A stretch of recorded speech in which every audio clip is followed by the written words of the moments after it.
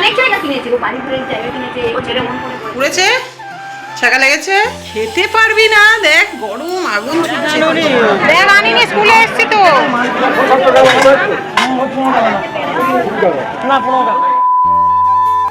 একটা কথা শুনেছিলাম মার্চে মাসির দরদ নাকি বেশি হয়, তো আমার ছেলের ক্ষেত্রে ঠিক সেটাই ঘটেছে। আসলে আমি আমার ছেলেকে নিয়ে যতটা না চিন্তা করি, বাইরের লোক কিন্তু তার 3 গুণ চিন্তা করে। আমি আমার ছেলেকে বই না ধরিয়ে হাতে কেন ফোন ধরিয়েছি, এই প্রশ্নটা কিন্তু অনেক মানুষের মনে। তো চলো, হ্যালো এভরিওয়ান, আশা করছি তোমরা সবাই খুব ভালো আছো, আর তোমাদের ভালোবাসাতে আমরাও সবাই কিন্তু ভালো আছি। তো আজকের ব্লগটা আমি এখান থেকেই স্টার্ট করলাম, আর তোমাদের সবার প্রশ্নের উত্তর আজকের এই ভিডিওতে তোমরা পেয়ে যাবে। তো চলো, সকাল সকাল ঘুম থেকে উঠে বাসি কাজ তো আমার সারা হয়ে গিয়েছে, আর তারপরে কিন্তু আমি মুখে একটা প্যাক মেখে নিলাম। সত্যি কথা বলতে সকালে স্নান করলে এসব কিছুই করা যায় না, কিন্তু তাও ভাবলাম আজকে একটু সময় পেয়েছি করে নিই। তো যাই, এদিকে দেখো তোমাদের সঙ্গে গল্প করতে করতে আমি স্নান করে কিন্তু চলে এসেছি, আর এসে কিন্তু একটু মুখে গোলাপ জল মেখে নিলাম, আর তারপরে কিন্তু সিঁদুরটা পরেই চলে এসেছি কিন্তু ঠাকুর ঘরে। আর ঠাকুর ঘরে এসেই প্রথমে বাসি ঠাকুর ঘরটা ভালো করে পরিষ্কার করে মুছে নিলাম। আর সত্যি বলতে কি বলো তো, এর পরের স্কিপগুলো আমি নিতে পারিনি, কারণ আমি একা একা ভিডিওটা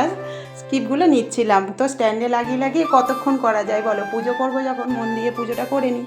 এতে তোমাদের সবার মনে একটা প্রশ্ন আসতে পারে যে দিদি ভাই তুমি তো অন্য দিন পুজো দেখাও। তো সত্যি বলতে আমি স্ট্যান্ডে লাগিয়েই অনেক কষ্ট করে বারবার উঠবোস করে করে তবেই কিন্তু আমি স্কিপগুলো নিই। আর তোমরা তো জানো তোমাদের দাদাভাই সেভাবে ক্যামেরা ধরতে পারে না, তো যে কারণে। আর ছেলে এই টাইমে প্রতিদিনই ওর সকালে পড়া থাকে, 6টা থেকে পড়া, ও 9টায় ফেরে, তারপরে স্কুলে যাওয়ার জন্য তৈরি হতে থাকে। তো সত্যি কথা বলতে অনেক মানুষেরই প্রশ্ন আমার ছেলেকে কেন আমি ফোন ধরিয়েছি বই না ধরিয়ে। তো সত্যি বলতে ও আমার ভিডিও কিন্তু করে দেয় না, ও আগে আমার ভিডিও করে দিত, এখন যেহেতু উঁচু ক্লাসে উঠেছে, 8-এ পড়ে, তোমরা সবাই জানো আমার ছেলে।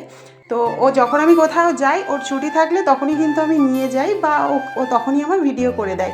সাধারণত কিন্তু আমি আমার স্ট্যান্ডে লাগিয়ে ভিডিওটা করি। সত্যি কথা বলতে ও একেবারে আমাকে হেল্প করে না এটা আমি বলবো না, কিছু কিছু ক্ষেত্রে যেদিন বাড়িতে থাকে বা হয়তো বাড়িতে আছে, পড়ে থেকে এসছে, ফিরেছে, সত্যি সত্যি টিকটিকি পড়ছে, তো সেই মুহূর্তে হয়তো বললাম শোনো একটু করে দাও, ব্যাস এইটুকুনি।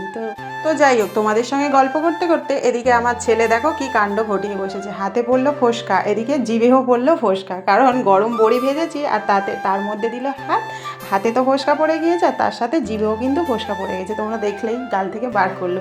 তো যাই হোক, আজকে করব ডাঁটা বড়ি আলুর তরকারি আর ভাত। ছেলে যেহেতু স্কুলে যাবে সেই জন্য খুব তাড়াতাড়ি করছি কিন্তু। আর এদিকে দেখো 5 ফোড়নে দিলাম তেজপাতা, কালো জিরে আর হচ্ছে শুকনো লঙ্কা, আর এদিকে দেখো বড়িগুলো তো ভেজে নিয়েছি। আর সত্যি বলতে আজকে আর বেশি কিছু রান্না করব না, কারণ আজকে যাব আমরা ওই বাড়িতে, আমার যে ননদের বিয়ে হলো ওরা আসবে, মানে আজকে আছে হলুদ ছাড়ানো, তো যে কারণে মার আর আমার নিমন্ত্রণ আছে, আর ওরা দুজনে খাবে, ছেলে যাবে স্কুলে আর ওর বাবা খেয়ে বেরোবে। তো এটাই হচ্ছে ব্যাপার, যে কারণে আজকে আর বেশি রান্না করিনি। আর ফ্রিজে একটু বাঁধাকপির তরকারি আছে, সেটাই গরম করে দেবো। আর এখানে দেখো বড়িগুলো না খুব ভালো, দেখো তোমাদেরকে দেখাচ্ছিলাম কত বড় বড় বড়িগুলো হয়ে গেছে।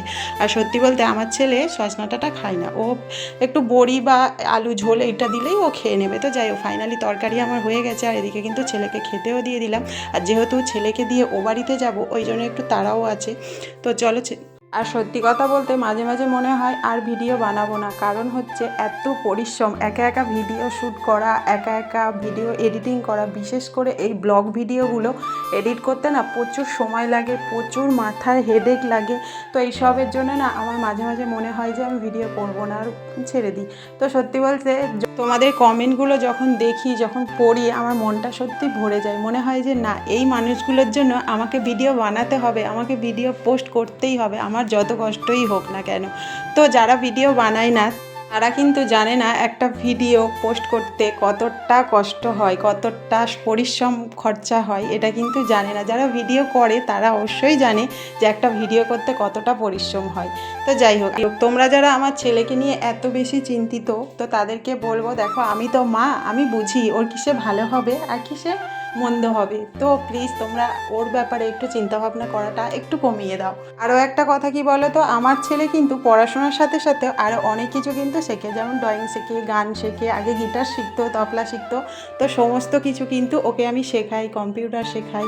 তো আমার চেষ্টা আমার ছেলেকে আমি মানুষের মতো মানুষ করব, ঠিক আছে? আমার ভিডিও করে আমার সংসার চলবে এরকম নয়, ঠিক আছে? আমি আমার জন্য আমার ছেলের ভবিষ্যৎটা নষ্ট করব, এটা কিন্তু আমার চিন্তাভাবনা নয়। আমার ছেলের চিন্তাভাবনা আমার অনেক ওপরে। তো যাই হোক, আর এটা আমি শখ করে করি, ঠিক আছে? এখান থেকে ইনকাম করেই যে আমার সংসার চলবে এরকমটা কিন্তু একদমই নয়। আমি কিন্তু এটাকে ভালোবাসি তাই, আর আমার পরিবার আমার এই ভালোবাসাটাকে সাপোর্ট করে, তাই কিন্তু আজকে আমি এত দূরে এগোতে পেরেছি, বা এই মানুষগুলোর সাপোর্ট আছে বলে আজকে আমি এই জায়গাতে আসতে পেরেছি।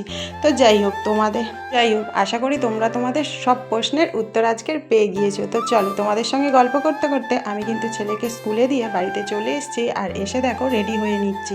ওই যে বললাম আজকে ও বাড়িতে যাবো, তো ফাইনালি আমি আর ননদ দেখো বেরিয়ে পড়েছি। আর বাইরেতে এত রোদ না, মানে কি বলবো, তাকানো যাচ্ছে না, কিন্তু হাওয়া হাওয়া আছে ভাব। তো যাই হোক, গিয়ে দেখি সবাই চলে এসেছে। তো ফাইনালি দেখো ওরাও চলে এসেছে। তো যাই হোক, আমার এই ভিডিওটা তোমাদের কেমন লাগলো অবশ্যই করে কিন্তু কমেন্ট করে জানিও। আর দেখা হচ্ছে তোমাদের সঙ্গে পরের